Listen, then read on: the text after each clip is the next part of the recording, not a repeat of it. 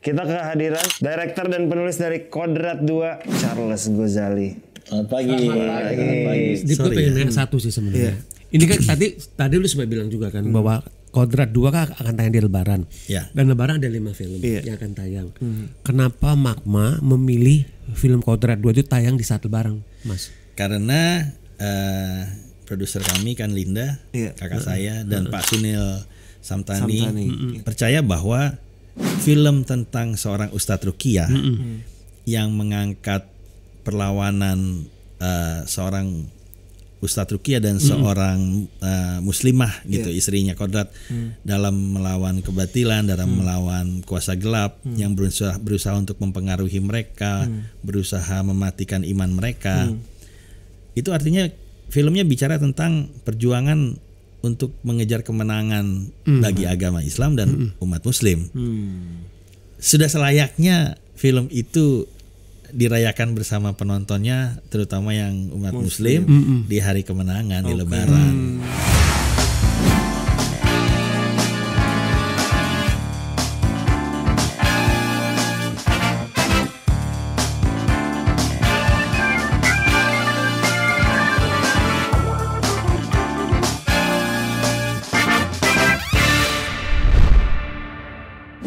Halo teman-teman, balik lagi di program Di Belakang Layar. Hari ini kita di episode ke-197. 3 episode menuju ke episode 200. Udah 200 episode aja nih.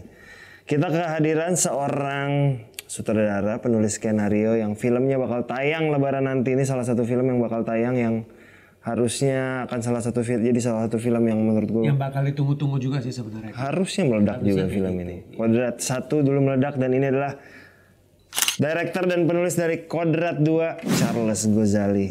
Selamat pagi. Selamat. Terima kasih udah hadir pada podcast kami di Belakang Layar. Sama-sama. Di saat tengah-tengah lagi post pro ini pasti. Pasti lagi sibuk banget ini. Episode ke-197. 97. Berarti 1 tambah 9 10 tambah 7 jadi 17. 17 1 tambah 7 8. Oh, angka bagus. Angka bagus tuh. Gitu kayak gitu. Betul. Ya kan lu juga seneng sama 8. Avatar 88 kan. Makanya gue happy banget. Gimana Mas, Kodrat udah sampai mana? Udah sedek-dekan apa untuk akhirnya bisa tayang di di Lebaran? Memang dari awal niatnya kepengen di Lebaran ya. Kita waktu itu sempat ngobrol waktu masih sama Vino di awal. Mempersiapkan untuk tayang di Lebaran. Tapi begitu saatnya sampai dan memang jadi, ya euforia dan rasa nggak percayanya masih ada sih. Gitu, jadi ya sekarang kita semua lagi pada deg-degan nyiapin materi promo sebaik-baiknya sama finishing film. CGI udah mendekati selesai, hanya tinggal beberapa shot yang susah. Sound juga sudah hampir selesai, tinggal beberapa cue music yang drama. Trailer sama poster yang masih dikejar. Bulan ini rencananya kalau nggak salah ya. Ya, teaser poster sih udah, poster painting udah, tapi kan official masih kita godok supaya dapat yang terbaik. Deg-degan karena tahun ini akan tayang 5 film di bulan panjang sejarah pertama kali Lebaran 5 film bersama. Biasanya 4 kan Dip ya. Mas Arles. Iya, yang ya gue merasakan 4 ya. Mesti tahun lalu aja mungkin big hero-nya kan 2 ya. 2. Tahun ini 5, dan menurut gue 5 ini hero, bukan asal taro gitu. Iya. Dan semua film itu kuat semua ya kalau kita lihat ya. Kodrat 2, Pabrik Gula, Jumbo, Norma dan Komang. Semoga Kodrat 2 bisa menjadi salah satu yang berjaya di Lebaran ini ya. Film lain juga berjaya lah. Pokoknya ini pertarungan yang cukup gila ya. Mas Charles, ini back then ya. Kita kilas balik dulu. Maksudnya pertama kali kepikiran untuk membuat film Kodrat itu journey-nya seperti apa sih Mas Charles? Pertama ide datang untuk bikin Kodrat itu karena Magma itu kan berdiri dari 2003. Ya. Itu penggantian nama dari Garuda Film. Sebenarnya bukan penggantian nama. Jadi Garuda Film masih ada. Tapi kayak sister company. Karena kalau bawa Garuda Film, marketnya setelah industri film bangkit kan beda dengan zaman dulu ya. Genre filmnya juga beda, penontonnya beda, sehingga beban Piala Citra dan film-film klasiknya bokap itu besar tuh. Bawanya rada repot gitu. Kan dari November 1828 terus ke pemukiman setan ya. Iya betul. Jauh kan. Nah jadi kita memang bikin Magma untuk kemudian mendiversifikasi konten. Tapi bapak itu ya, ayah kami Pak Henrik masih tetap jadi konsultan gitu atau bukan, bahkan masih eksekutif produser. Sampai hari terakhirnya di Kodrat 2 ini dia masih eksekutif produser. Nah, kepikiran pertama kali bikin Kodrat adalah karena memang kalau di line up-nya ayah kami itu horor itu nggak banyak di Garuda Film. Dan pada saat Magma awal berdiri dan kemudian jalan sampai film kelima, itu lumayan mendapat sambutan dari Cinefil, dari moviegoers, tapi secara pencapaian penonton belum masuk. Film kelima itu ada Heartbreak Club itu ya? Belum, Juara. Juara Heartbreak Club itu nomor 6. Juara tuh Sobat Ambiar. Nominasi FFI skenario ya? Skenario. Nah jadi kita itu bukan, yang nominasi itu Nada Untuk Asa kalau nggak salah. Atau salah satu ya, saya lupa deh. Tapi jadi pokoknya saya pernah bilang sama bokap waktu itu, dia pernah ditanya orang sebagai seorang Indonesia keturunan Tionghoa, kenapa nggak pernah bikin film cerita pernikahan antara dua budaya, asimilasi. Terus bokap saya bilang, memang kenapa? Terus yang nanya waktu itu bilang, ya karena bapak bikin film kayak November 1828, Perempuan Dalam Pasungan, itu nggak kayak bikinan produser keturunan. Terus bokap bilang, ya kalau gitu udah nggak usah bikin filmnya, karena yang kamu bilang tadi sudah menunjukkan bahwa dalam kerja kami, dalam karya kami, asimilasi itu udah terjadi sehingga kemudian film saya betul-betul menjadi film Indonesia. Nah, saya pernah bilang sama bokap, kangen juga ya, kepengen punya satu karya yang bisa kemudian mengidentifikasi jati diri sebagai seorang Indonesia. Nah, jadi pada saat itu genre horor yang belum pernah kami sentuh atau belum banyak kami sentuh di film-filmnya Magma menjadi salah satu pilihan karena horor kan memang pop culture yang nggak ada habisnya di Indonesia. Dan pada saat itu saya bilang, ayo kita bikin horor yang sangat Indonesia. Kita angkat karakter yang selama ini sebetulnya sudah dilupakan, yang biasanya selalu datang terlambat, kayak polisi India kalau kata orang banyak, tapi kita jadikan hero. Nah, itu dari 2016 skenario itu sudah selesai ditulis.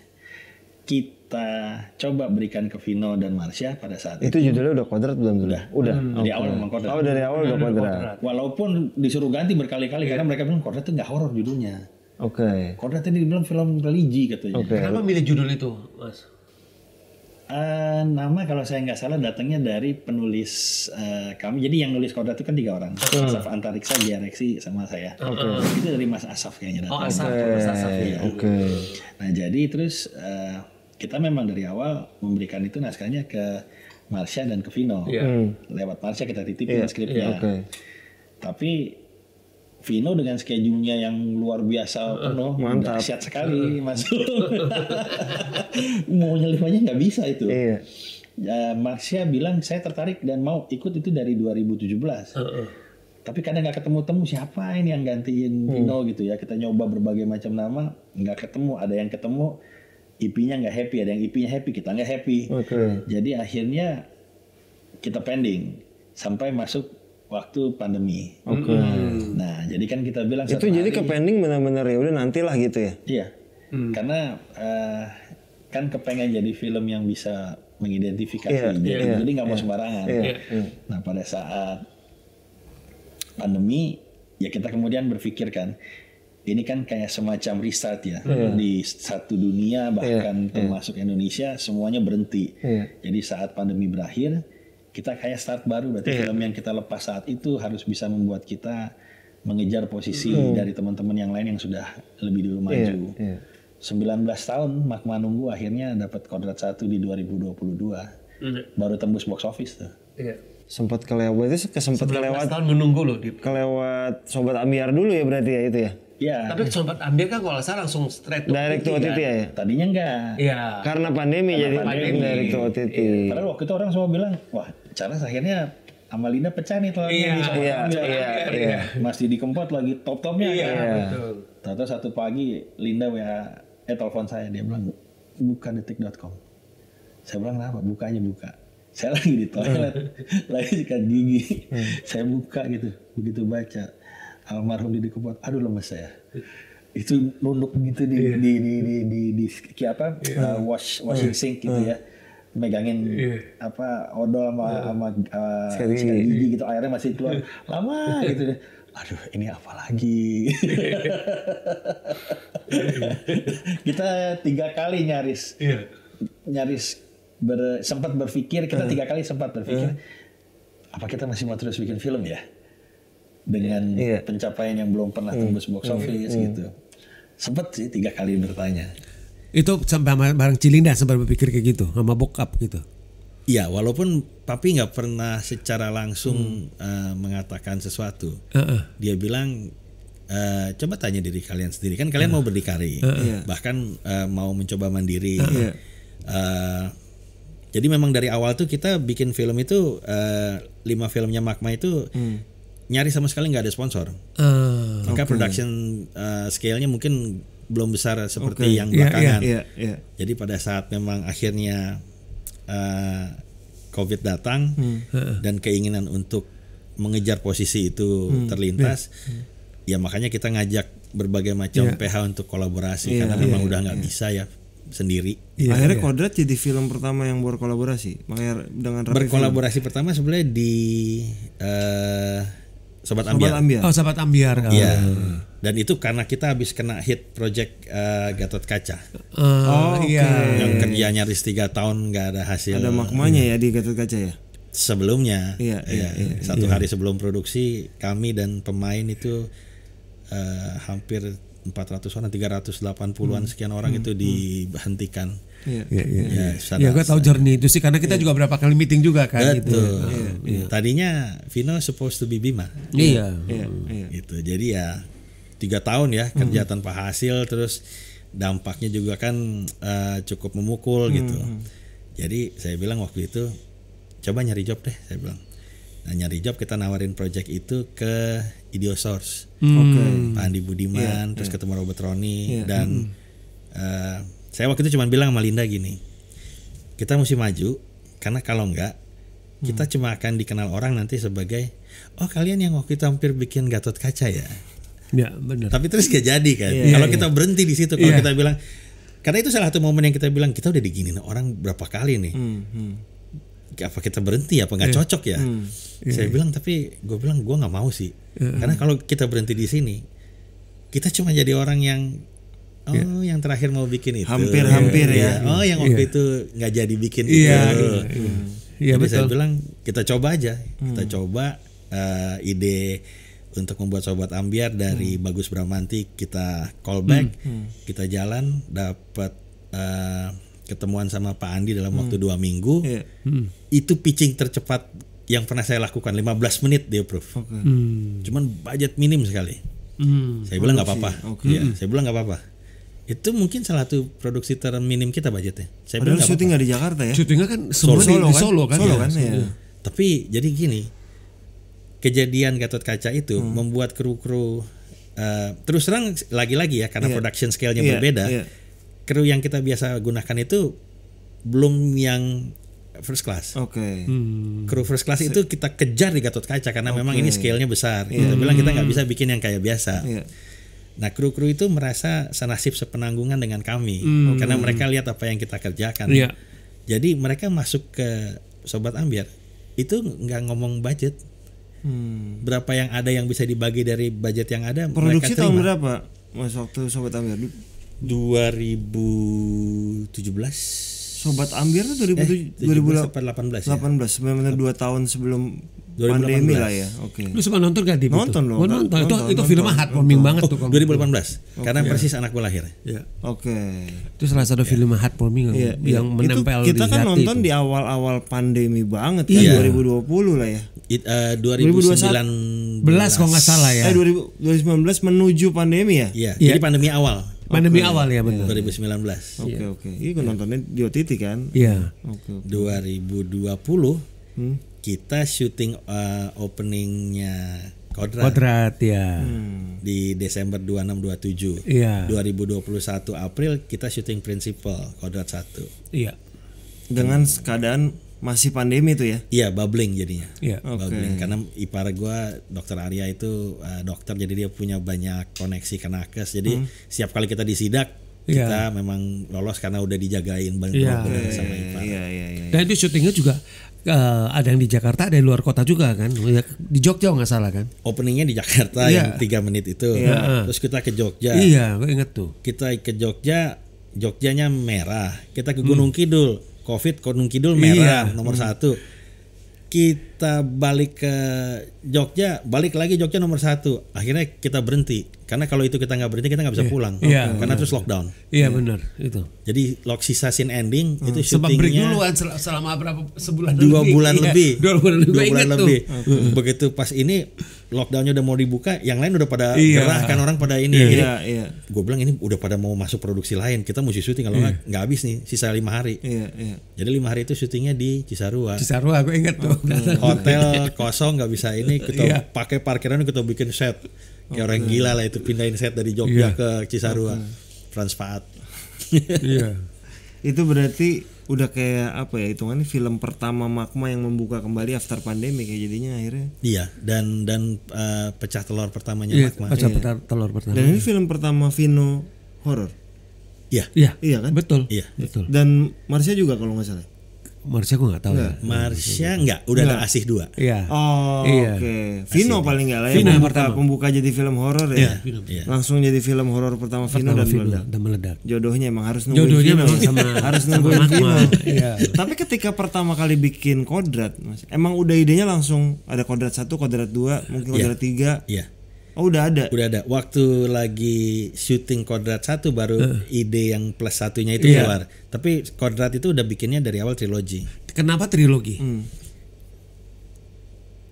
Karena memang kepengen menghadirkan sosok hero baru buat penonton Indonesia. Dan untuk membangun sosok hero supaya bisa diterima masyarakat, perlu journey yang lebih dari 1 film sih menurut gua. Jadi memang akhirnya selesai di 1 kayaknya ya. Iya, makanya di film pertama kan langsung ada tulisannya Kodrat Will Return. Di film-film sebelumnya kita selalu punya konsep mau trilogi kayak di Juara, tapi nggak cukup yakin untuk nulis. Jadi tapi di Kodrat ini ada keyakinan itu lah, ada confidence itu ya. Kita bilang kita harus yakin. Kita bilang kita harus yakin karena doa itu harus diucapkan, harus dilakukan. Kalau orang bilang bahkan ditulis gitu. Jadi ya itu kita lakukan. Dan waktu ngejar Vino kan nggak dapat. Terus kan pandemi. Jadi pas mereka lagi nanya, yang main Vino, dia kan pasti sekarang nggak bisa syuting. Tapi itu ya kalau diikatnya di Zaman itu baliknya itu lumayan panjang sih, sampai gua sempat ke rumah Cilinda, kita ketemu, kita ngobrol apa panjang lebar apa segala macam, berkali-kali ketemu. Dia Vino tuh sangat jaga apa yang dia ambil. Jadi buat masuk horor tuh dia bilang jangan sampai nanti konyol, jangan sampai nanti ini, apalagi kalian mau bikin iblis anjing gitu. Dia bilang nggak biasa kita lihat kayak apa. Jadi itu dia concern banget sih bosnya. Meyakinkannya sama kayak meyakinkan eksekutif produser yang juga pas sudah kita kelar syuting baru pada masuk tuh. Iya. Tapi ya mudah-mudahan Mas Ulung, Vino dan teman-teman semua happy ya. Gitu. Berarti after Kodrat 2 kan ada tulisan lagi nih. Ada lagi ya. Kodrat will return. Mas Aras kalau boleh kasih spill dikit ya. Boleh kasih spill dikit. Apa yang membedakan nanti dari Kodrat 1 dengan Kodrat 2? Gitu maksudnya. Yang membedakan pasti adanya karakter Aziza, istrinya yang dia cari dari akhir film pertama. Jadi Kodrat 2 itu picks up di mana Kodrat 1 left off. Gitu. Jadi kita ending di mana Kodrat 2-nya nyambung. Dan di situ kemudian penonton baru akan mengetahui bahwa sebetulnya kejadian di awal saat Alif anaknya Kodrat itu meninggal itu kodratnya sendiri. Ada Aziza. Tapi apa yang terjadi sampai dia kemudian tidak tergambarkan di sepanjang film pertama. Nah, itu yang nanti akan dilihat di situ dan kehadirannya Acha Septriasa sebagai Azizah akan memberikan ada nuansa keintiman yang akan hadir yang sebelumnya nggak ada di film Kodrat 1. Gitu. Itu memang ya Acha juga pemain yang sangat baik ya. Iya, betul. Vino juga merekomendasi, bahkan Marsha merekomendasi Acha gitu loh. Karena kan aku lagi nyari siapa nih gantinya, gue bilang yang gantiin posisi Marsha sebagai lead di Kodrat 1 mesti sama kuat gitu loh.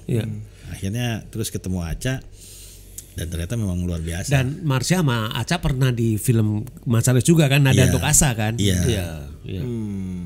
Kalau ngomong tadi lu udah sempat ada ide trilogi ya Mas.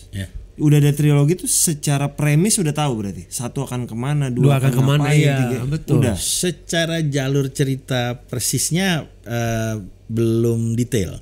Tapi bahwa kejadiannya apa, siapa yang akan kenapa dan apa itu ada.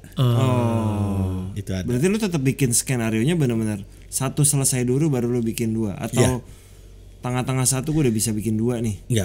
Enggak. Terutama karena Asaf Antariksa dan GRX itu punya peranan yang banyak. Jadi ide cerita datang dari saya. Tapi kemudian Kodrat itu jadi seperti sekarang, terutama dengan kekuatan elemen religinya itu datangnya dari Asaf sama Gea. Mereka yang kemudian riset. Jadi yang kedua itu juga penulis skenario sama juga. Sama. Bahkan nanti ketiga pun akan sama. Jadi sama, timnya sama semuanya. Jadi Asaf waktu itu habis dengar konsepnya, dia bilang ini sangat menarik, dia minta waktu untuk research. Habis research kira-kira sebulan dia balik, terus dia bilang, CG gini, superhero atau hero itu adalah karakter yang sangat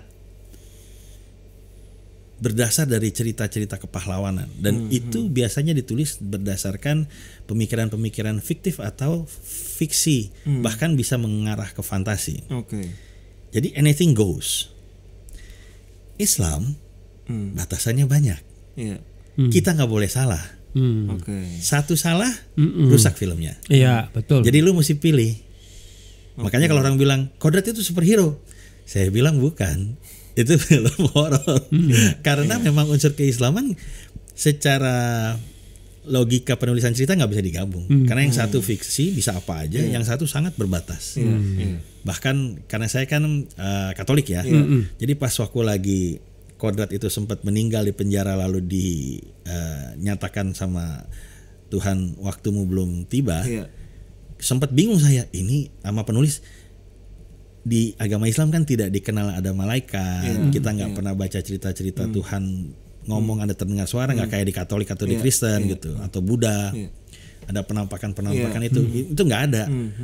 Jadi mikir nyari sampai akhirnya kemudian Mas Asaf atau Gia? Asaf kayaknya yang kemudian menemukan kita pakai sholat.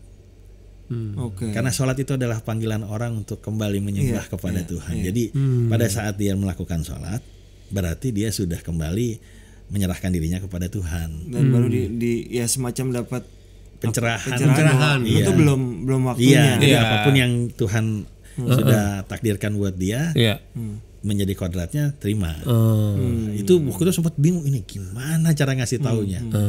Tapi dua penulis itulah yang kemudian masuk. Saya tuh banyak masuk dari segi penggambaran adegan gitu ya, detail action, treatment itu kita berkolaborasi lah. Tapi dari Kodrat 1 dari semua kayak opening one shot point of view itu kan misalnya saya yang panjang itu punya tuh di ending fightnya sampai kayak begitu itu bayangan saya. Makanya saya minta Marsha karena supaya fightnya memang bisa brutal.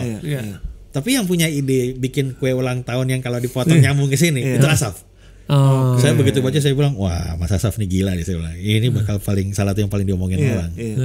Jadi kolaborasi sih, Kodrat itu kolaborasi banyak orang. Idenya berarti kan Mas Asaf kan lumayan ngasih banyak pencerahan. Ketika ngedirect dia tetap ikut mendampingi nggak? Misalnya contoh, misalnya apalagi ditambah masyarakat yang Katolik ceritanya cukup Islami gitu. Di lapangan itu ada seorang ustadz ruqyah yang ngikut dari kita persiapan, latihan sampai selesai syuting. Naruh tangan di dahi, jari mana yang ditempel, itu semua dia yang ngatur tuh. Ini di 2 dia lakukan ada juga? Semua ada. Ustadznya sama nih kok? Sama. Dan lalu dari skenario pun ada supervisi dari Dr. Ngatawi Alsastro. Dia baca, dia yang lihat, dia yang ingin kalimat doa-doanya, bahkan mantra-mantra dukunnya itu pun yang nyari dia. Gitu. Jadi supaya mantranya terdengar dekat, tapi ada beberapa kalimat yang dia ganti supaya kalau dibaca nggak benar-benar jadi salah. Karena dia bilang juga jangan lu bikin film terus baca mantra beneran nggak benar. Jadi sama dia tuh dijagain jangan semuanya jadi tuh. fiksi-fiksi juga lah. Jangan jadi fiksi yang kemudian jadi beneran, nanti ada apa-apa kalian syuting. Nah lalu Mas Astro juga datang ke lokasi ngunjungin. Kalau Ustadz Isman setiap hari, bahkan setiap kita mau pergi kemana dia duluan, dia nyisir tempatnya. Gitu. Penulis kami ikut reading, ketemu Vino waktu itu di reading, datang ke lokasi ngelihat kita syuting, bahkan ngelihat editing dan ngasih masukan menuju pick lock, sampai kalau ada yang kurang ditambahkan di ADR atau apa itu mereka ikut. Berarti mereka involve sampai segitu dalam kamu. Sama kayak Hani di OP, CGI itu semua involvementnya sampai akhir semuanya. Tapi kalau pembagian penulisan pada saat bertiga gimana Mas? Apakah kan ide dari saya, saya kasih tahu idenya. Kalau saya punya usulan scene plot saya kasih, tapi kami selalu kemudian memberikan kesempatan kepada penulis untuk kalau dirasa ada yang lebih baik bongkar aja. Makanya suka berantem gua sama Asam sama dia. Karena begitu dibongkar jauh banget ini. Tapi kan dia bilang begini, jadi argumentasi itu kemudian ada di diskusi. Kami sering berdiskusi, sering bertentangan, tapi rasanya saya cukup meyakini bahwa Asaf, Gea, dan Bagus juga merasakan hal yang sama dengan apa yang saya rasakan, bahwa nulis dengan mereka itu walaupun sering adu ide, adu argumentasi, tapi saya yakin kalau nggak dengan cara itu hasilnya tidak akan sebaik apa yang ada sekarang. Kalau terlalu lancar-lancar aja kayaknya malah ada yang salah nih. Justru dengan di challenge ya pemikiran-pemikiran itu gitu. Walaupun kadang-kadang akhirnya baliknya ke budget. Kalau budgetnya nggak cukup, syuting day nggak cukup. Kalau penulis kan ngayal-ngayal aja ya. Betul. Kalau udah ujungnya begitu ya, saya bilang ya. Gue pengen nanya satu sih sebenarnya. Ini kan tadi lu sempat bilang juga kan bahwa Kodrat 2 kan akan tayang di Lebaran. Dan Lebaran ada 5 film yang akan tayang. Kenapa Magma memilih film Kodrat 2 itu tayang di saat Lebaran, Mas? Yang biasanya orang suka mikir ini kan gue sebelum aja atau gue sesudah aja kayak gitu loh. Karena produser kami kan Linda, kakak saya, dan Pak Sunil Samtani dari Rapi Film yang juga jadi eksekutif produser dan distributor Magma dari awal dari Kodrat 1. Percaya bahwa film tentang seorang ustadz ruqyah yang mengangkat perlawanan seorang ustadz ruqyah dan seorang muslimah gitu, istrinya Kodrat, dalam melawan kebatilan, dalam melawan kuasa gelap yang berusaha untuk mempengaruhi mereka, berusaha mematikan iman mereka. Itu artinya filmnya bicara tentang perjuangan untuk mengejar kemenangan bagi agama Islam dan umat Muslim. Ya pada saat kita sudah bikin film itu, yang bikin film orang Katolik nih padahal. Makanya yang tinggal di Kuitang di depan Masjid Habib Ali. Jadi tiap hari dengerin, tiap minggu dengerin Tausiah, itu deket banget. Sudah selayaknya film itu dirayakan bersama penontonnya, terutama yang umat Muslim di hari kemenangan, di Lebaran. Karena itu Pak Sunil bilang, let's fight for it. Jadi purpose-nya jelas, Tip. Let's fight for it. Tapi ketika dari awal ide mau membuat proyek udah jelas. Kodrat 1 belum sampai ke Lebaran. Pas Kodrat 2 udah mikir aimingnya udah kesana. Pengennya ke Lebaran. Iya, Kodrat 2 udah aimingnya ke Lebaran. Gitu, karena memang Kodrat 1 mari kita tahu diri, kita perkenalkan dulu karakternya. Tapi ya gimana ya? Saya pernah lagi jalan gitu, habis ada nonton bareng, jalan tahu ada satu anak muda datang bilang, "Om, boleh foto, Om?" "Oh, ya boleh," saya bilang. Ya, terus saya bilang, "Habis nonton Kodrat?" "Iya," dia bilang. "Saya senang banget nontonnya." Saya bilang, "Terima kasih ya." "Kenapa senang filmnya?" "Ustadznya keren. Bikin saya merasa bangga bahwa saya juga seorang ustadz muda." Oke. Jadi dia bilang film ini bikin gue bangga jadi ustadz. Itu terus terang, waduh.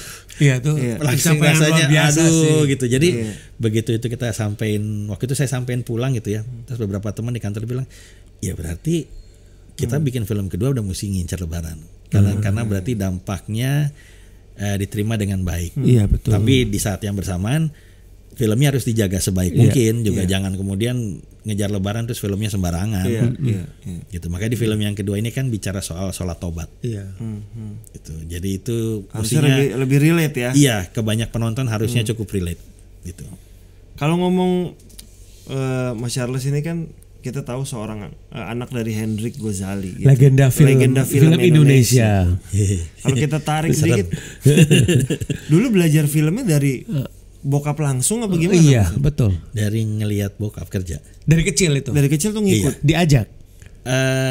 Diajak, sering ditinggalin, dia kerja terus gue ditinggalin sendiri, jadi gue jalan-jalan ngeliatin apa aja macam-macam sendiri. Itu di lokasi syuting maksudnya? Di lokasi, di post production. Si Linda ikut juga nggak itu?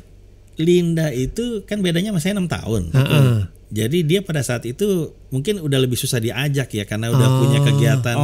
Linda tuh kan marching band, paduan suara gitu, ada dirigen, dia banyak banget ininya. Saya ini sekolahnya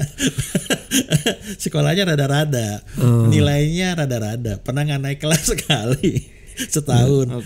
Jadi mungkin kegiatannya cuman pernah ikut tim voli, pernah ikut pencak silat 2 tahun SD, tapi abis itu nggak terlalu banyak, jadi kayaknya saya yang lebih punya waktu buat diseret sana sini. Tapi Pak Hendrik gak pernah mengarahkan, maksudnya ke Mas Aras bahwa kayaknya kamu nanti mengikuti jadi filmmaker gitu, lah ya gitu. Terusin Garuda Film juga nggak ada ya? Tidak pernah. Dan gua juga sampai hari ini, sampai bokap nggak ada, nggak pernah bilang saya kepengen jadi director. Jadi director tuh gara-gara waktu itu udah kuliah. Jadi udah kuliah, udah rada kuliah malah nggak jurusan film kan, jurusan finance ya. Jadi cuma nemenin bokap lihat syuting karena katanya ini hari ini syutingnya ada actionnya gitu. Apa waktu itu inget nggak Mas Charles, film apa? Dari Debu kalau nggak salah. Dari Debu episode awal kan yang pegang Garuda Film. Itu hits tuh zaman itu. Jadi waktu itu ada Ari Wibowo, ada siapa gitu ya. Waktu itu terus udah gitu yang pegang koreografinya hari itu Tanaka, bukan Willy. Terus udah gitu pas lagi syuting saya duduk gitu dekat mereka fight, ya. Terus saya diam aja gitu. Tapi terus kadang-kadang saya gini, terus Tanaka bilang, kenapa Charles? Kalau nonton film Jackie Chan sih nggak begitu, saya bilang. Terus dia bilang, oh Jackie Chan gimana? Jackie Chan begini. Jadi akhirnya dari ngoceh, nggak tahu ya, Tanaka mungkin ngerasa si comel satu ini ada gunanya juga. Jadi akhirnya bilang, ikut yuk jadi asisten di film berikut. Jadi kan habis itu kita cuma pegang 3 episode awal, terus kita bikin Jackie. Nah, sebagai penggemar Jackie Chan ya, ayo dong. Gue bilang begitu diajakin jadi asisten Tanaka, ya mau. Itu waktu itu umur berapa? Lagi kuliah.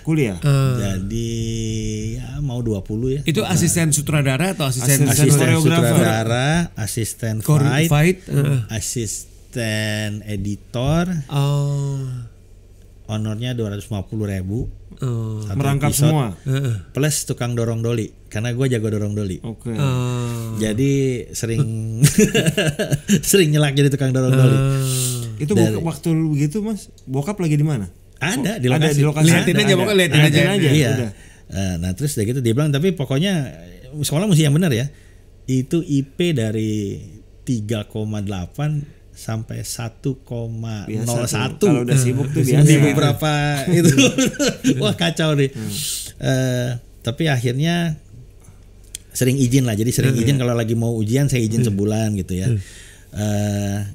Sampai akhirnya satu hari judulnya Dua Pelangi, kita sudah tekan kontrak sama TV. Terus begitu 2 minggu mau syuting, Om Tanaka bilang, Charles saya mesti ke Jepang. Saya bilang, ngapain jalan-jalan ke Jepang? Mau syuting, ntar aja kalau kelar syuting. Enggak, saya mau sekolah seminari. Berapa lama? Lama Charles. Iya. Kenapa? Ini permintaan keluarga dari tante. Waduh, saya bilang ini gimana? Jadi kita nyari-nyari director nggak ketemu. Akhirnya terus teman-teman bilang, kan yang nulis sama itu pertama kali kerja sama almarhum Hilman Hariwijaya tuh. Yang nyari Hilman lu, yang nulis barang Hilman lu, yang bikin koreografinya lu. Karena waktu itu kan saya jadi stuntman tuh awal-awal. Oh iya, plus stuntman waktu itu. Mereka bilang lu aja yang direct. Jadi karena didukung banyak orang, semua orang bilang ke bokap juga, ngapain nyari yang lain, dia aja yang direct. Terus papi bilang, oke, karena semua orang bilang begitu, mari kita coba. Tapi 3 episode jelek, mundur ya. Gitu. Bokap gue keras kalau ke gue. 3 episode jelek, mundur. Ini masih kuliah nih? Udah lulus? 2 Pelangi 20-an udah lulus. Udah lulus. 2 Pelangi udah lulus. Oke. Jadi akhirnya dari situ jadi director. 3 episode tadi lewat nih, berhasil lewat. Jadi akhirnya terus sampai ke film. Nah, kalau lihat di foto-foto behind the scene film pertama sampai ketiga, itu bokap kalau ada di lokasi di belakang Finding Sri Mulat nih ketiga berarti terakhir. Iya, di belakang gua gini. Ini anaknya bikin apa sih? Bener apa enggak nih? Bokap datang tiap hari syuting? Hampir. Dia kan emang tipe yang datang ke lapangan. Cuman ya pokoknya sama dia biar orang lain bilang, oh ini udah oke nih, bagus. Bokap bilang belum. Tapi dia ikut nggak di pre-productionnya? Ikut. Dia ikut. Cuman dia memberi kebebasan, tapi dipantau semuanya. Kalau salah dia ngomong. PPM dia duduk gitu misalnya. Duduk. Sampai terakhir di Kodrat 2 itu sebulan sebelum dia meninggal, itu masih datang syuting. Kalau lihat di Kodrat tuh ada kita jatuhin truk dari jurang tinggi berapa puluh meter gitu.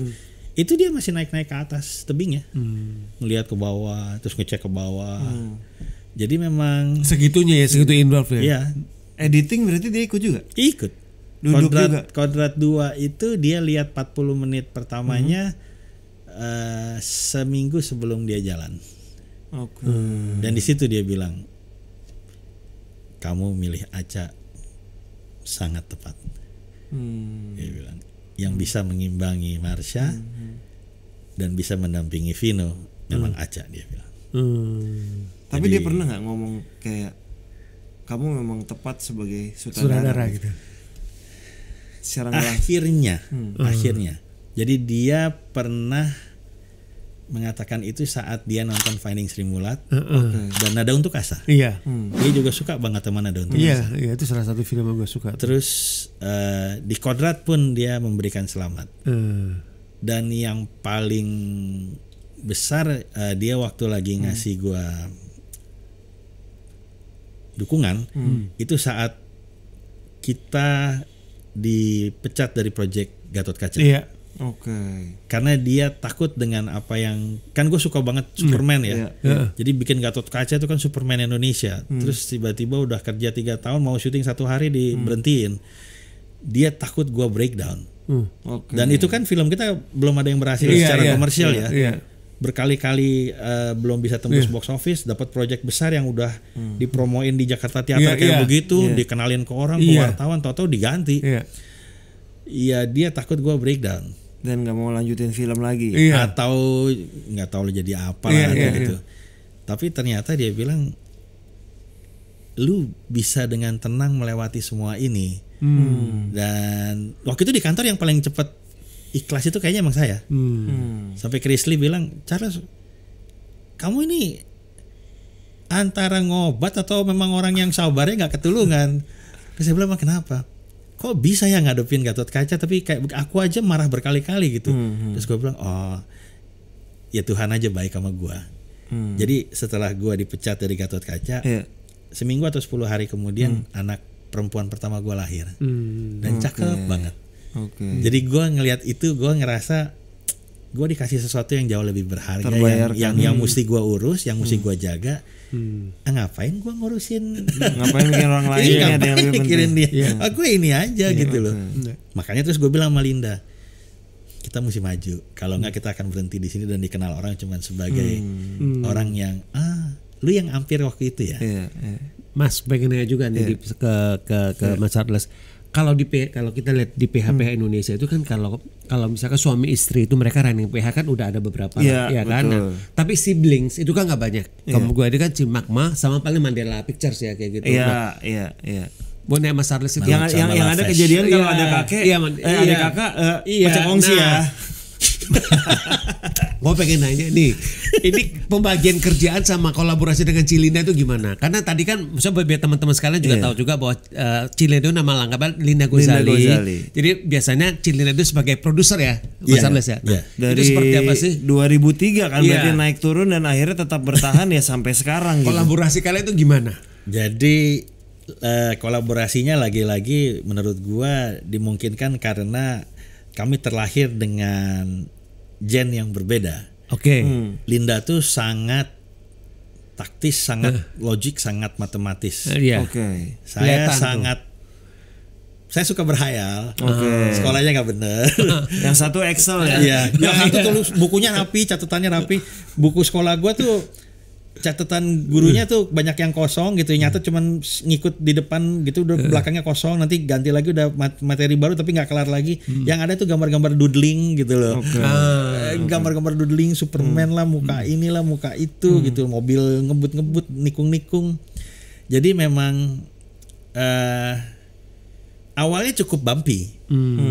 Karena Linda pulang dari luar negeri, sekolah di Amerika dan sukses gitu ya. Kemudian ngambil karir di perbankan di sini. Dia bahkan pernah IPO bawa Indonesia bersama Bu Sri Mulyani gitu. Jadi posisinya mah hebat. Nah, ketemu gua yang project, aduh, ini nggak bisa budget segini. Udah deh, gue gak usah dibayar honornya, gue pakai tapi kita bikin adegan ini. Dia bilang gak bisa kerja begitu, anak lu nanti mau makan apa, kan belum punya anak, belum punya istri gitu, masih gak apa-apa. Gak bisa begitu, kalau dari sekarang begini nanti kegedean sama aja. Iya. Jadi ini terus, dan waktu lagi produksi pertama kita tuh ada kesalahan teknis yang karena pertama kali pindah dari TV ke film, gue terus terang baru belajar soal teknologinya. Dan yang mengantarkan kami masuk ke film itu ada miss lah, dia nggak cukup benar paham, tapi dia merasa yakin banget dan meyakinkan kami ternyata ada miss. Soal frame rate dan soal black level. Jadi Linda bilang, lu harus tanggung jawab. Lu sebagai director, gue bilang gue kan director bukan director teknis. Gue bilang kita kan justru ada seorang ahli teknik yang kemudian kita hire memang untuk itu. Nah sekarang orangnya salah, ya gue sorry kalau misalnya orangnya salah dan mungkin gue meyakini orangnya salah, tapi gue udah nyoba ke sana kemari, udah sampai ke Hong Kong, udah sampai ngomong ini, udah nanya ini, tapi ya ini maksimal terakhir yang bisa gue perbaiki, nggak bisa lebih dari ini. Dia bilang nggak mau tahu, mesti tetap bisa gini. Gue bilang iya, jadi mau bagaimana? Gue bilang ya kalau gitu tuntut aja. Gue bilang kalau emang nggak ini, gue yang tanggung jawab. Terus dia bilang kok ngomong begitu? Ya jadi maunya gimana? Dia berdiri, gue berdiri gitu kan. Dan bokap gue bilang kalau ngomongnya begini nggak mau nih papi. Nggak usah ngomong, pulang aja sama pulang. Itu karena waktu awal itu kita semua belum punya peralatan. Itu bokap, pas project Rasa. Ya. Jadi bokap gue selalu bilang apa-apa kita mulai kita belajar dulu. Jadi kita belum beli alat, belum apa. Gue ngedit dia bilang ada studio, Mak. Ini orang yang tekniknya dia bilang ada studio. Ternyata tuh bukan studio, tuh toko. Toko dia jualan, toko dia jualan Mac. Di dalamnya ada ruangan yang bisa dipakai buat ngedit. Tapi itu di dalam mall. Jadi gue tiap sore itu dikunci di dalam kantor. Cuman keluar kalau mau ke toilet, ngumpet-ngumpet gitu. Kalau ketemu satpam berhenti gitu. Saat kalau AC-nya tuh masih yang pakai airnya mesti dibuang. Itu tiap malam kalau mau itu jalan ngelihat dulu. Sampai akhirnya lama-lama gue bilang karena mallnya harusnya udah tutup. Iya, nggak boleh ada orang. Akhirnya gue bilang lama-lama gue ngedit 1,5 bulan sendirian. Sama satu editor gue namanya Mas Yudi. Berdua di dalam mall 1,5 bulan tidur pakai apa nih? Ntar nggak enak lagi. Oh iya, oke. Bellagio. Udah oke lah. Ya, Bellagio. Itu tidurnya pakai koran bola. Tiap beli koran bola buat alas tidur di bawah meja. Itu tabloid bola. Sampai gue bilang udah pas bulan kedua gue bilang ini kalau mau toilet susah banget ya, gue bilang nggak bisa sih. Jadi akhirnya lama-lama pas tiap kali kalau keluar mandi gitu ya pulang, gue ini pasti balik bawa sesuatu, satpamnya gue bayain terus. Sampai akhirnya begitu ketemu, karena satpamnya akhirnya tahu. Akhirnya pernah ketemu sekali. Lalu dia bilang, Pak masih ini. Iya, ada kerjaan belum kelar. Saya nggak keluar, saya di dalam aja. Saya bilang boleh ya.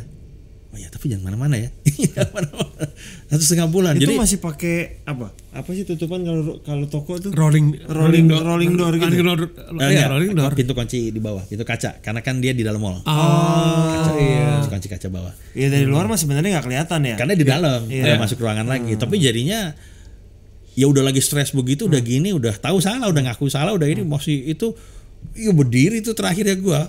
Jadi awalnya bumpy, tapi akhirnya along the way, ya udah ketemu lah itunya ya. Karena gue juga tahu tanpa Linda gue nggak bisa dapat investasi yang sekarang mendukung kami gitu loh, kerapihan administrasi, dan kita kan company yang sudah berapa kali mengalami audit dan hasilnya baik gitu kerjasama sama Idio Source juga, kemudian kan mereka melakukan audit internal dan hasilnya nggak pernah bermasalah gitu. Jadi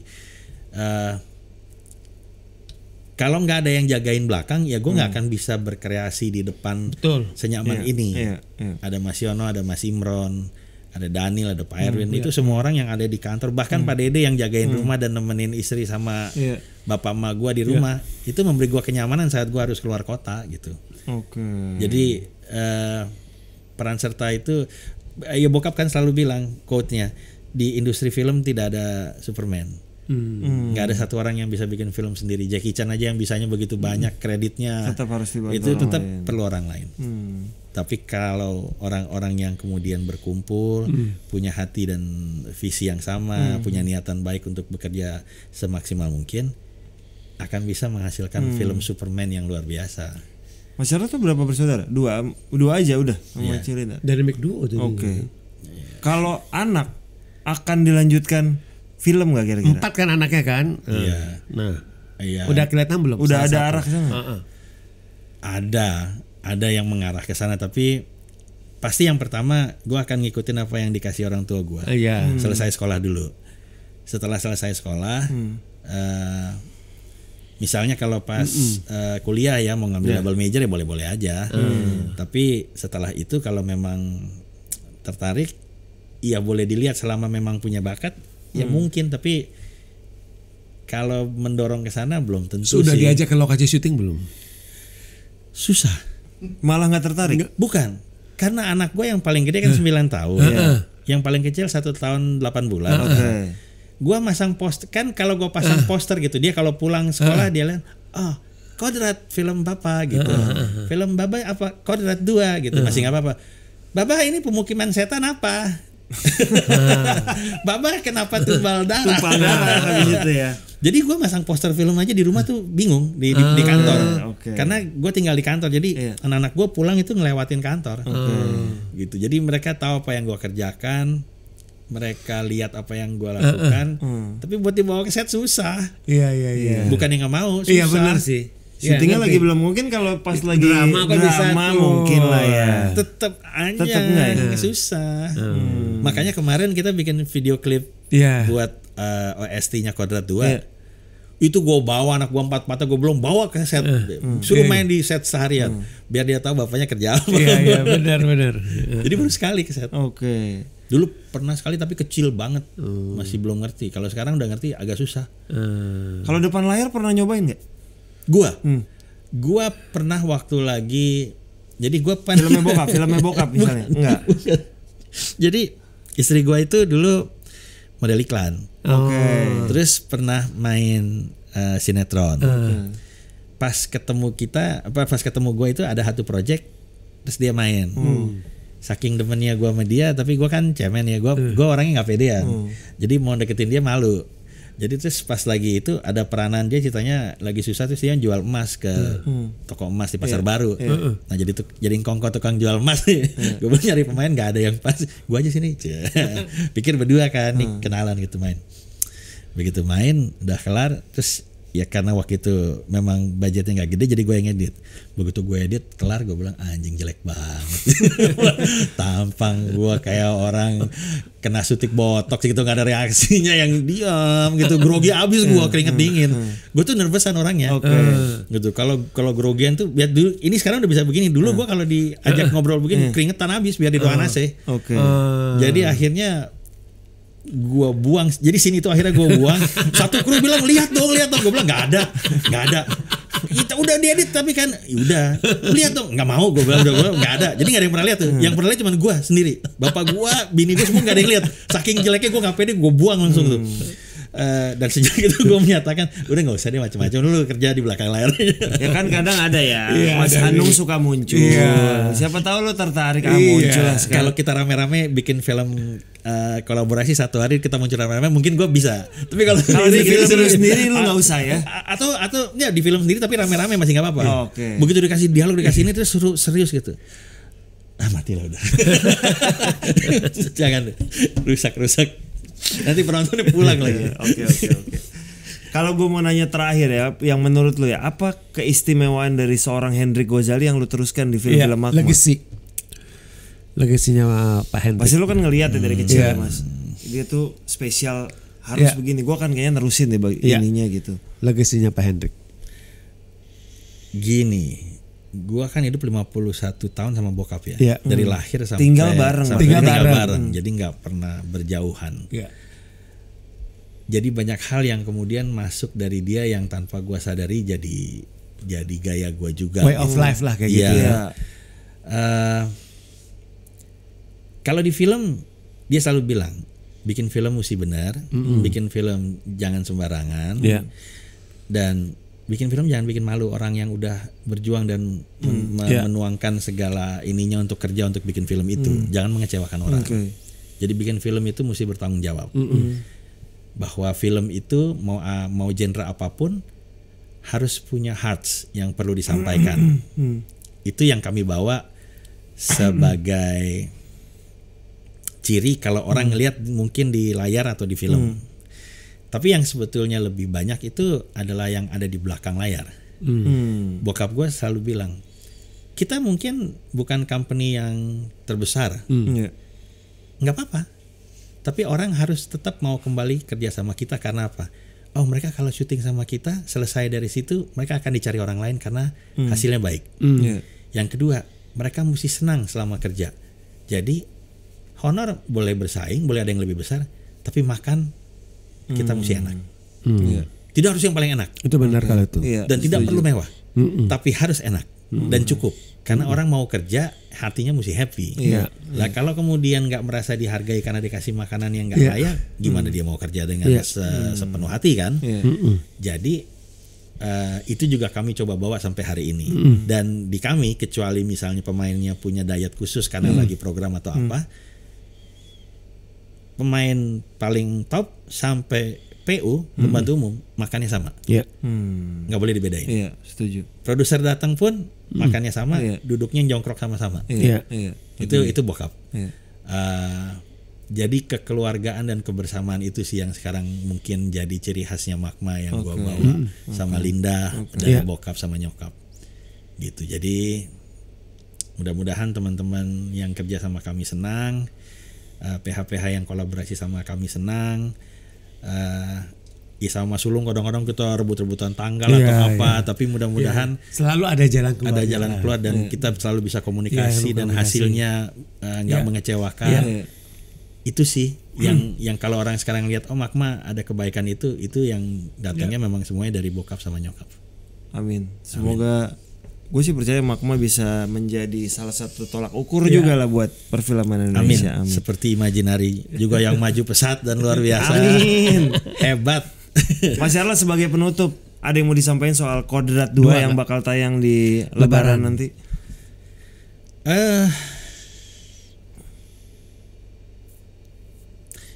Ya mari kita nonton Kodrat 2 di Lebaran karena film itu bicara tentang perjuangan seorang ustadz dan istrinya seorang muslimah dalam memperjuangkan keimanannya, keislamannya. Jadi mari kita merayakan hari kemenangan bersama Kodrat di bioskop. Dan semoga filmnya bisa diterima dengan baik dan penontonnya banyak sehingga trilogi Kodrat itu bisa tercapai dengan baik pada saatnya nanti. Amin. Sampai ketemu dengan Kodrat 2 di Lebaran 2025. Terima kasih buat nonton yang udah nonton episode 197. Terima kasih sudah hadir. Mas Arla sudah hadir. Semoga lancar-lancar di sampai tayangnya di Kodrat 2 dan menghasilkan angka yang luar biasa. Amin. Kita ketemu di Gala Premier ya, Dit? Yes, kita ketemu di Gala Premier. Terima kasih buat seluruh kru yang bertugas. Kita ketemu lagi di episode 198. Thank you. Terima kasih.